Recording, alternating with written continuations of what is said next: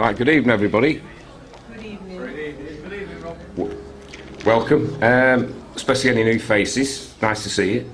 Right, a massive welcome back to Neil Sanders with The Dark Art of Marketing. Neil, author of Your Thoughts Are Not Your Own, volumes 1 and 2, and highly recommended, by the way, delivers a unique presentation in sales seminar format, taking us through how to sell more effectively, altering other people's beliefs, use of rhetoric and distorted truth, sales techniques used in the news and politics, strangely enough, laid bare tonight. The amount of influence that can be brought to bear on individuals and populations is evidently astounding. Now home to a fine art, priceless information that can provably manipulate others. Please welcome Neil Sanders.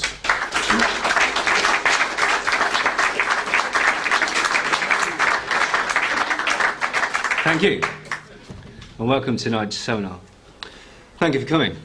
Today, I'm going to show you how to draw the most out of your target consumer. We're going to look at some of the tricks of the trade that are used to ensnare potential buyers and alter their perception of our product. By product, of course, I don't mean just commercial goods. Oh no. We also deal in the highly lucrative business of politics, government, and selling ideologies. Now, I know what some of you are thinking. Oh no, this is a sales seminar. It's going to be full of pie charts, isn't it? Well, I can tell you categorically that no, there will be no pie charts used for the majority of this presentation, so relax. First things first, when approaching a potential consumer, understand that everyone is a potential consumer at all times. So control of the information and one's image is paramount. That is why I'm wearing this suit. It clearly shows that I am better than all of you. That is the authoritarian picture that I wish to paint. Here are my qualifications. Oh yes? It just got real. Now, none of you know that I actually stole this suit from a Guy Fawkes dummy, and even fewer of you know that that stands for Bronze Swimming Certificate and Silver Swimming Certificate. And I would never tell you that. Of course I wouldn't. It would undermine my power base. It doesn't matter that I am a complete and total fraud. What matters is your perception of me. Now, here is a very simple trick, a very simple example of how I might try and get all of you on my side. Yes? I've taken my tie off. This is a very simple trick. It's employed by politicians when they want to appear human. It disguises their evil intent, and it goes a long way to hiding their contempt for the general public. It's a tactic that we in the industry call engaging with the scum. I could go even further. I could take my jacket off. I could roll my sleeves. I could become one of the workers. But to be quite honest, I'm slightly concerned that those people will come and steal this suit back, so I'm just going to keep it on for the time being. But another tactic that we use now that you've got to remember is we don't point at the proletariat anymore. I mean, sorry, I don't mean proletariat, I mean consumers. We don't point at consumers anymore. It's rude and it's domineering and you come across as a bit of an arse. So we do this. It's far more inclusive, and again, it goes a long way towards hiding the disrespect that you have for your audience. Now, what I could also do is use clever language to try and make it seem that we're all, similar, which we're not. I could say I'm probably very similar to you. I grew up on a huge sprawling estate, a massive estate. It was terrible, and it wasn't uncommon for me to be awoken by the sound of gunshots. I know you think that I'm talking about an estate like this. My estate was more like this, and the only gun crime that I ever encountered was Carstairs putting the wrong bloody shot in my gun. But I can see that I haven't connected with some of you, okay? It's just jealousy. It will pass. It is natural to be envious of such an alpha male. But try not like me after I hit you with this body blow. Yeah, that's me with a dog. That's me with another dog. Well, it's the same dog. That's another one of me with the dog. And that's me with 2 dogs. What are you going to do? This is a very simple tactic that has been used time and time again by evil people to soften their image. It's also used in films. It doesn't matter how crazy or how mad the character is, we know to like him because the dog likes him. But most of the time, it's just used by terrible, terrible, terrible people. As we can see with this last one, it doesn't always work. Walter Lippmann, my hero. May he burn in peace. He'll be down there now, looking up at us and probably screaming. But he had this to say about how we can effectively control the braying herd, that's you. He, along with Edward Bernays, worked in conjunction with the fabulous Tavistock Institute, who believe that only by causing repeated trauma to civilians, you can bewilder them enough so that you can control them from an exterior point. The opening chapter in Walter Lippmann's book, Public Opinion, is titled The World Outside and the Pictures in Our Heads. And in this, he explained that the pictures in people's minds, the ways that they see things and their assumptions of what is real, is their method to interpret roles and positions in the world. People's understanding of the world through these conceptualized pictures denotes how people conduct themselves in everyday situations. This, then, shall be the clue to our inquiry. We shall assume that what each man does is based not on direct and certain knowledge, but on pictures made by himself or given to him. If his atlas tells him that the world is flat, he will not sail near what he believes to be the edge of the planet for fear of falling off. If his map includes a fountain of eternal youth, a Ponce de Leon will go in quest of it. If someone digs up yellow dirt that looks like gold, he will for a time act exactly as if he had found gold. The way in which the world is imagined determines at any particular moment what men will do. It does not determine what they will achieve, but it determines their efforts, their feelings, and their hopes, not their accomplishments or their results. Remember, the important thing is that products are sold on emotions, not logic. So, how can we, as advertisers, begin to alter those pictures painted inside the minds of our consumers? Or more effectively, how can we paint those pictures in the first place? Well, in the advertising industry, cunning turns of phrase are often utilised to fool the consumer into believing something that is not necessarily true about the product. This is carefully crafted, though entirely deceptive, so that no wholly false declaration is made. Advertisers use the manipulation of words to shape perception of brand identity and their attributes of their product. One of the main techniques used is the inclusion of what is termed in the industry as weasel words, and these can include comparative phrases such as like and as much as, qualitative words such as I, virtually, virtual, acts, works, can be, tackles, fights, descriptive words such as healthy, fortified, enriched, natural or strengthened, which may on closer inspection not be rather more vague than they actually appear. The term weasel words comes from the hollow nature of the words that are presented. Weasels feed from eggs, sucking the insides out through tiny holes that they have made. When they are finished, the eggs, like the words, appears to have content, but is in fact a hollow shell. The main point is that the advertiser's definition of a word may differ greatly from yours. So, what does this phrase actually mean? Helps control dandruff symptoms with regular use. Well, whoever stayed perfectly silent was correct, because that phrase means absolutely nothing. Let's examine it. The weasels include helps control, rather than stop or prevent. Helps control, what does that actually mean? Symptoms. Removing symptoms may not actually include the removal of the actual visible flakes. Remember, the claim is not that the product stops dandruff, only that it can help control it. And even this is qualified by the phrase regular use. Your concept of regular use may be quite different from the manufacturer's. Fighting, tackling, or enriching is not the same as defeating. In politics, you could use the phrase, this is exactly the sort of thing that we should be doing. Should does not mean we will do it. You could say, I shall look into this forthwith. Well, what do you mean by look into it? What do you mean by forthwith? That could be 10 years' time. Or you could always call for an independent inquiry. Now, this isn't lying, okay? So don't feel guilty. This is us doing our job. This is what we're paid to do. This is business. It's dog eat dog. Can't stand the heat, sod off out of the kitchen. Can stand the heat? Right, well then let's approach the owners and try and upsell them some sort of air conditioning unit, yes? Yes.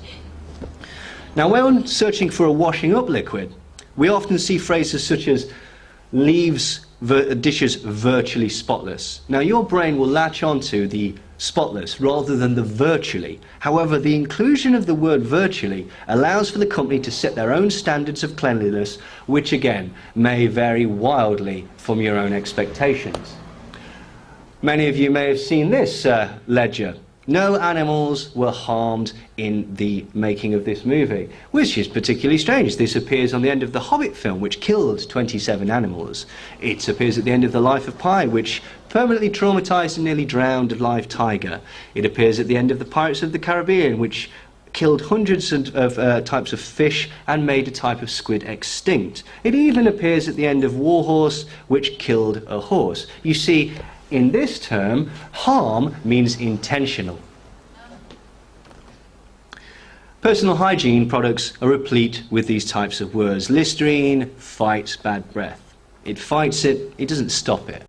No mention of how effective this fight is. Now, as an aside, did you guys know that the Listerine company actually invented the word or the medical condition halitosis as a selling point? Halitosis is a completely made-up disease, invented by the manufacturers of Listerine and publicised as being the primary source of bad breath. Listerine was marketed as the only available cure for this newfound disease. This is pure genius, and if they weren't a rival, I would applaud their deviousness. So what are all these products? Fruit juice concentrate, glucose, sucrose, fructose, nectar, maltose, malt syrup, corn syrup, dextrose. Well, these are all ways that we can hide sugar content in the healthy products that we're promoting. In the marketing of beauty products and makeup, we can also see examples of these phrases. Helps reduce the visual signs of aging. This is another sneakily manipulative piece of wordplay. The advertisement says reduce, not remove or reverse. Also, visual signs of aging is a fantastically vague term. The product, the product does not remove these signs, it merely temporarily helps to reduce them. Now, often makeup is actually poured or presented to look like chocolate or some other type of confectionery. It's scooped, presented in bowls, or smeared like ice cream. Even pet food is marketed to be as appealing, or as appealing as it can be, to the savvy consumer. This is to project a positive image of the product into the mind of the consumer, even if the positive qualities are, in essence, not really real. Remember, products are sold on emotions, not logic. Advertisements will often use a technique which is referred to as unfinished claims, which work by making suggested comparisons. The comparisons are never explained nor evidenced, but instead suggest concepts to the reader or listener, and they are supposed to make the inference and allow for the consumer to fill in the understanding for themselves. One of the most famous of these is 4 out of 5 dentists surveyed would recommend Trident for their patients who chew gum. Now, the questions we should be asking, what this does is make us think that, wow, a lot of authority figures who seem to know what they're talking about recommend this gum. I should probably go and get that gum. This looks like a beneficial product. The questions I would be asking are, who are these dentists? Where did you find these dentists? What do other dentists recommend? The most pressing concern is that one of these 5 dentists thinks this product is so disastrous that he wants absolutely nothing to do with it whatsoever. I want to speak to that dentist. Now, these questions will never be answered because it would nullify the effect of the statement. But this is an example of what Edward Bernays, another one of my heroes, called third-party advocates.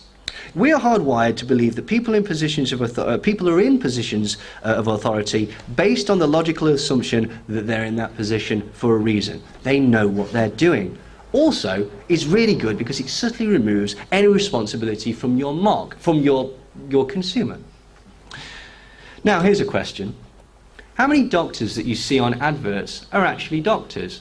Well, nearly none of them. Most of them are actors playing a role. Now, I would trust them to get me a cappuccino in a California restaurant, but I really don't want their medical advice. You see, Edward Bernays clarified that public relations is merely the marketed phrase for peacetime propaganda. You see, the name public relations was required as propaganda had picked up all these negative connotations, thank you very much, communists and Nazis. And so in order to successfully propagandize during peacetime, we had to change the name. We marketed the phrase and came up with public relations. Pretty nifty, huh? Another technique is to imply to the reader or the listener that the product is better by simply extolling its superiority and its uniqueness. So you might see phrases such as the best a man can get or the drive of your life. Now, what do any of these phrases mean? Nothing. The slogan doesn't actually describe the product, but rather projects an implied standard tying in with the constructed image of the brand, yet giving no evidence to its claim. And this is also completely true of political slogans. Yes, we can. Change we can believe in. Ready for change. Change, change, change, change, change. Remember, the main point is keep it vague. Allow people to attach their own meanings. Think about it. If you define something or make promises, you might actually have to live up to them. And this isn't anything that any of us want to have to do. My particular favourite is this one, Bye Bye Bureaucracy, which was created at great expense by a committee. I'll just let that one sink in. Bye Bye Bureaucracy was created by a committee. Remember, emotions, not logic. A water is wet claim says something about the product that is a universal truth. The claim is usually a statement of fact, not a real advantage over the competition, but promoted in such a way that it becomes an attractive feature of the product. For example, Mobil Oil once used the slogan Mobil, the detergent gasoline. Now, the company was fully aware that any and all gasoline acts as a cleaning mechanism for the inside of your engine, but they chose to use this as a promotional tool appealing to the savvy consumer. Esso markets its products as working on a molecular level. Well, doesn't everything? Again, politicians can do this. We can say things like, people need jobs, I want to make education work. We deserve a health service that serves the people. Meaningless, brilliant, pointless. Simple distraction techniques that will make it appear as if you're actually trying to do something, rather than just trying to appear like you're trying to do something. And hopefully, it will slow the procession of angry voters beating a path to your door. If there's a disaster, that is great. Disasters are what we all want. Get yourself down there, take your tie off, roll your sleeves up, get a hard hat on, and get some carefully choreographed photo opportunities. Just you being there will appease these morons, at least for a time being, and then you can go, free to do other things, safe in the knowledge that you did your bit. Remember, as a politician, you're there to manage society and maintain equilibrium. You're not there to change the world. Now, I know you have to give the impression of wanting to change the world, but this is nothing that any of us will ever do. You can sell these on hollow promises, on emotional pleas, not logical ones. Another example of a water is wet claim is Rheingold beer, the natural beer. It promoted the fact that it was made using water, grain, hops, and barley. Now, some of you may have noticed that those are the ingredients of any and all lager drinks. But Rheingold felt that this was unique enough to be their main selling point. Now, this is a very contentious issue. American Spirit and many other natural organic tobacco products advertise themselves as being chemical free and made with 100% organic tobacco. Now, many of these companies are actually being taken through the court system in America at the minute, because what this means is that nothing is done to the tobacco whilst it is growing, no pesticides or chemicals are added, and then it is taken out of the ground and mixed up with a load of chemicals that make it work as a cigarette. Also, there are chemicals in the paper. So it's not entirely, well, it is, it's not a lie, but it's not entirely true, is it?